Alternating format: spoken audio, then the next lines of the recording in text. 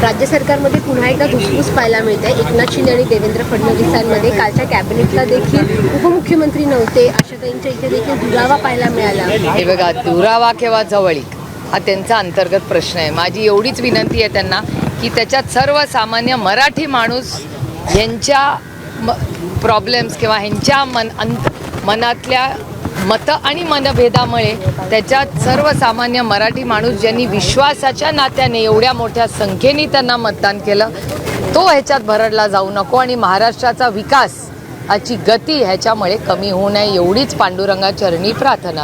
आणि अर्थातच काय हे चुकत नाही आहे नियोजन, हे अपयश आहे सरकारचं।